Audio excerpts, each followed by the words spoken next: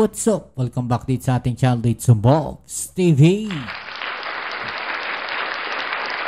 Alright, so tayo nagbabalik muli mga babayan. At eto na nga, no? VP Sara Duterte may panibagong banat na naman sa ating Pangulong Bongbong Marcos mga babayan. Wala talaga silang tigil sa pagbati ko sa Pangulo natin no? Kumilos yung Pangulo natin, may nasasabi sila. No, wag gumalaw yung Pangulo natin, may nasasabi pa rin sila mga kababayan. No? Wala kasi para sa kanila sila lang yung magaling 'Di ba? No? Sila lang yung makakapagpaangat lang daw sa Pilipinas, mga kababayan. Kaya pala namayagpag ang mga Diskaya noong panahon ng kanyang ama. Dapat imbestigahan lahat yan, mga kababayan. No? Simula kung saan nagsimula yung mga yan, mga kababayan, mga flood control projects na yan. No? Wala dapat sasantuhin, walang sinisino. No? Sagasaan lahat. Di ba? Eto, sabi niya dito, mga kababayan, no? Masyado daw mabagal yung ating Pangulo. Nagmamadali daw ang Pilipinas. Tanong ko lang, no, may nagawa na ba yung ating Vice President, mga kababayan, bukod sa pag-out of the country niya? Di ba? Yung mga nangyari sa DepEd, naiangat niya ba yung DepEd, mga kababayan? Di ba? Ano ba nagawa niya sa DepEd? Paki-comment nyo nga dyan sa ibaba. Baka hindi ko lang nababalitaan yung mga ginawa nila sa DepEd. So yan ang ating alamin ngayon at pag-uusapan. Pero syempre bago ang lahat, paki-click naman po ang like button dyan sa ibaba at paki-subscribe na rin po ang ating channel ngayon. Alright? Pati yung video po natin ngayon, paki-like naman po. Paki-click po yung like button dyan sa ibaba. Maraming salamat sa inyong support. Okay. So ito po, no? Grabe talaga, no? Sila na magaling, sila na malupit. Sabi dito, too slow. Vice President Sara Duterte has criticized President Ferdinand Marcos Jr. for allegedly dragging his feet on corruption crackdown amid the flood control anomalies. Mga babayan. Di ba? So ito yung balita na yan na ating aalamin ngayon. Sabi nga nito mga to sabi sa connection sa dito, no, sa komento. Itong salot na to, salot daw. Kung ano-ano sinasabi. Maging sensational lang. Diyos ko Lord, ang dami-dami ng ginagawa ni PBBM, siya walang ginagawa kundi maglustay ng pera at gumala. Di ba? Yun yung sinasabi natin. Ano na ba yung nagawa ni VP Sara? Lahat na lang ng ginawa ng presidente, puro mali sa'yo. Dapat tumulong ka para may silbi naman ang pera ng taong bayan na pinapasweldo. Tama nga naman. Ito pa. Kaya pala 11 days lang, ubos agad ang config. Actually, ayaw nga niyang sagutin yan mga babayan no? Yung confidential funds. Isa yan sa pag-uusapan natin ngayon. No? Sinasabi niyang mabagal ang ating Pangulong Bongbong Marcos. No? Mabagal daw gumalaw. No? Pero, yung confidential funds niya, hindi niya pa rin masagot. Okay? So ito, alamin natin yung mga babayan yung balita na yan, Masyadong mabagal. Yan ang banat ni Vice President Sara Duterte kay Pangulong Bongbong Marcos kaugnay na aksyon ng gobyerno sa mga anomalya sa mga flood control projects. Nasa frontline ng balitang yan si Marian Enriquez. Nakalusot man sa budget deliberations ang 902.8 million pesos na panukalang budget ng OVP para sa 2026, hindi pa rin ligtas si Vice President Sara Duterte sa banta ng impeachment. Yes, kasi kung hindi man yan matuloy ngayon, 2025, I'm sure mag-file yan 2026. Hindi naman lingid sa lahat na may magpapile talaga. Diba? Lalo't ang Senate President ngayon ay si Senate President Tito Soto, mga kababayan.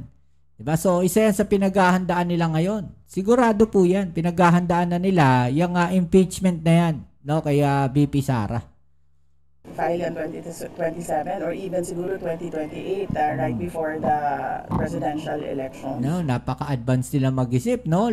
Right before the election, talagang sila lang naman, mga kababayan, no, ang gustong-gustong patalsikin na yung ating Pangulo ngayon.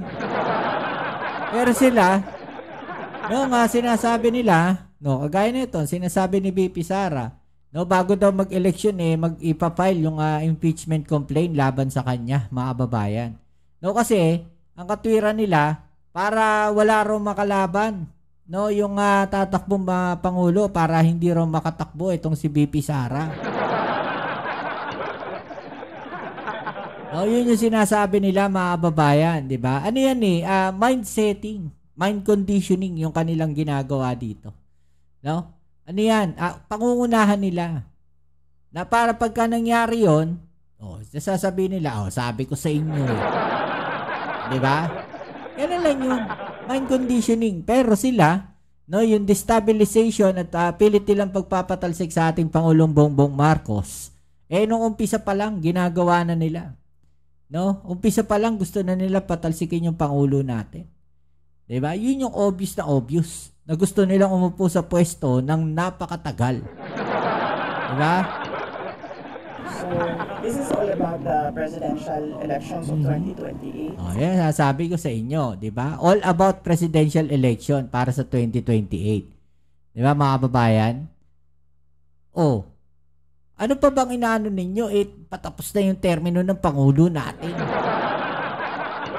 No, kung tatakbo ka sa 2028, tumakbo ka, di ba?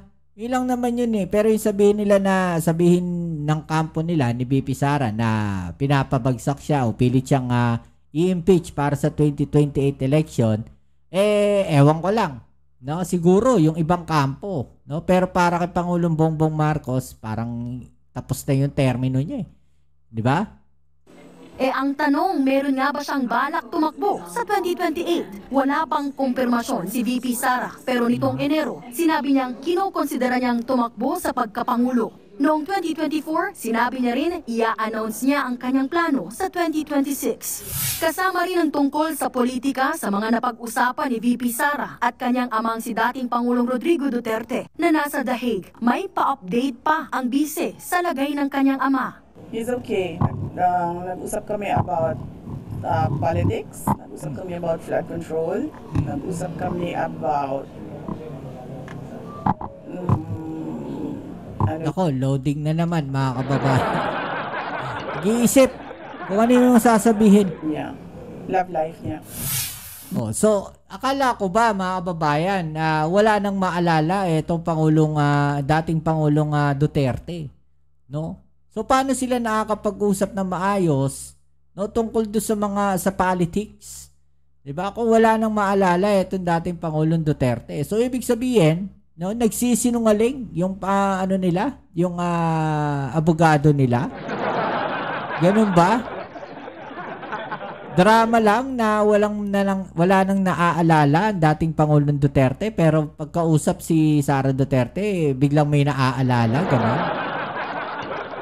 Bago yan, nauna nang sinabi ng defense team ni dating Pangulong Duterte na meron siyang cognitive impairment. Hindi na raw niya maalala ang ilang lugar, pangyayari, at maging pangalan ng kanyang pamilya. Sa kabila niyan, sabi ng bise, Sa tingin ko naman, merong mangyayaring hearing sa competency. So, antayin na lang natin yung mga experts. Diba? may banat din ang bise sa aksyon ng gobyerno sa isyu ng korupsyon sa flood control projects. Makupad daw si Pangulong Bongbong Marcos. Pag ikaw presidente ba, tapos alam mo na kung anong nangyayari. Tapos nakikita mo na based on the budget kung paano binaboy yung pera ng bayan. Mag-aantay ka pa ba ng komisyon o ng truth commission? Masyado siyang hindi niya alam kung ano gagawin at masyado siyang... Bakit hindi nagawa ng tatay mo? Diba? ba? Bakit hindi nagawa ng dating Pangulong Duterte? In-expose na niya. Bakit hindi niya naimbestigahan? Bakit walang ginawa? Bakit walang nakasuhan? Bakit walang nangyari? Bakit walang nakulong? Bakit hindi nahinto yung flood control projects? Bakit hindi nahinto yung mga insertions? 'Di ba? Bakit yung Pangulo ngayon ang kino-question ninyo, yung tatay mo walang nagawa? Yung dating Pangulo walang nagawa, 'di ba? Sa mga flood control projects na yan na anomaly sa DPWH. Bakit yung Pangulo ngayon na may ginagawang investigasyon, tsaka mo sasabihin na mabagal? Di ba? Yun yung tanong natin. Di ba? Bakit kayo dada pero yung tatay ninyo hindi ninyo tinanong dati? Hindi ata nananalamin itong mga to, mga babayan. Hindi ata nila nakikita kung ano yung ginawa ng tatay nila dati. Ng dating Pangulong Duterte.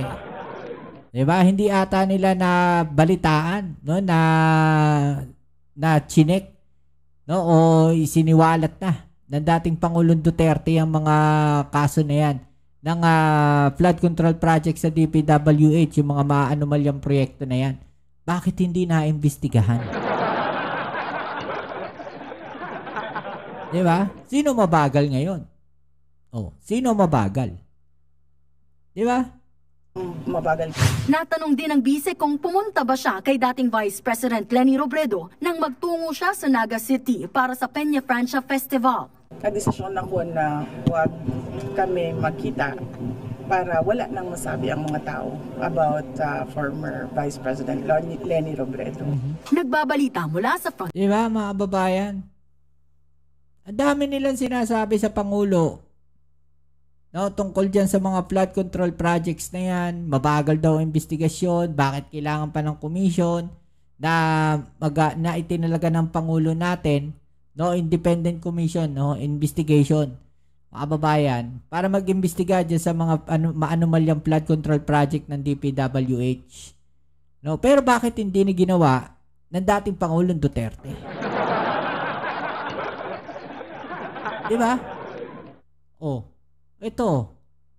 Pero yung confidential funds, mga babayan, hindi pa rin nasagot ni BP Sara. The subject of an impeachment trial, and I would not like to discuss the defense for the impeachment trial. Kaugnay po sa notice of disallowance, ang sabi po kasi ng COA, December 3, yung mga 105 activities na inilunsad dun sa mga dinisallaw na activities ay nangyari between December 13 to December 31. And yet, sa mga nakaraang hearing ay napag-alaman po na December 20 pa po na ilabas ang SARO at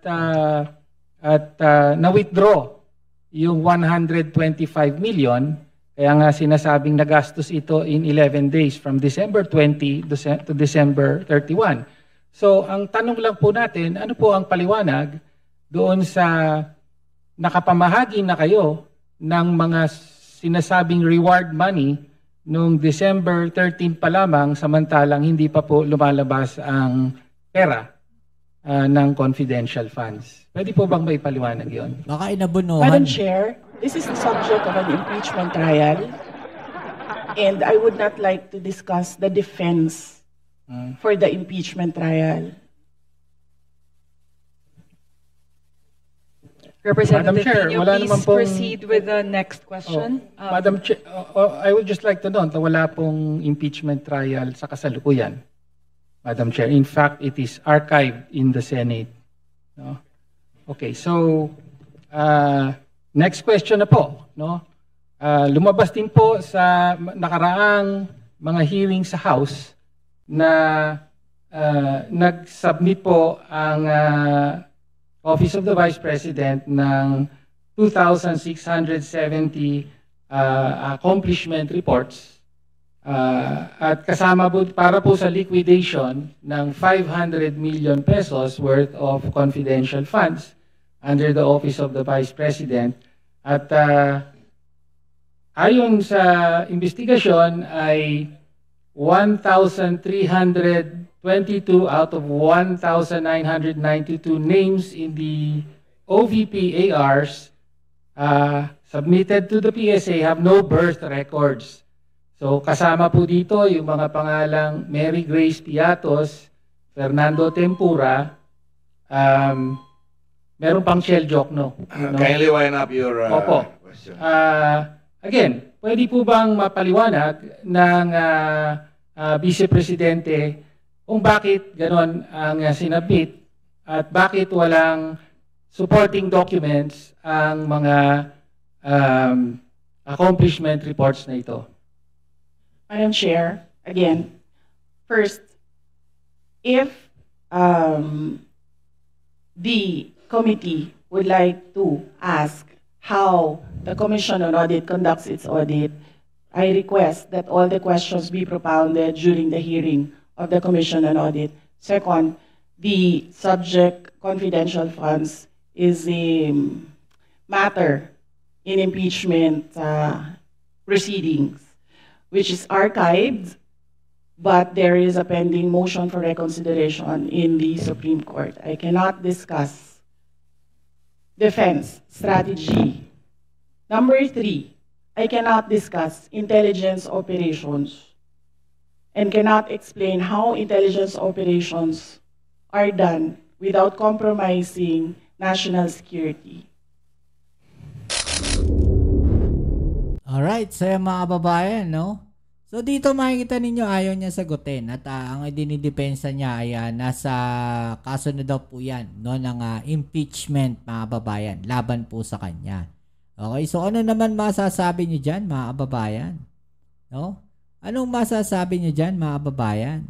Diba? Ayaw sagutin, no? Yung tungkol dyan sa confidential funds na yan.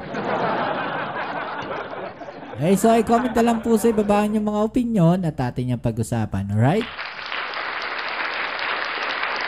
So yan muli, maraming salamat sa lahat ng mga patuloy na suporta dito sa ating channel. Kita-its po tayo sa ating next video upload. Dito muli ang yung Kuya Mobs sa Mobs TV. Peace. I'm out.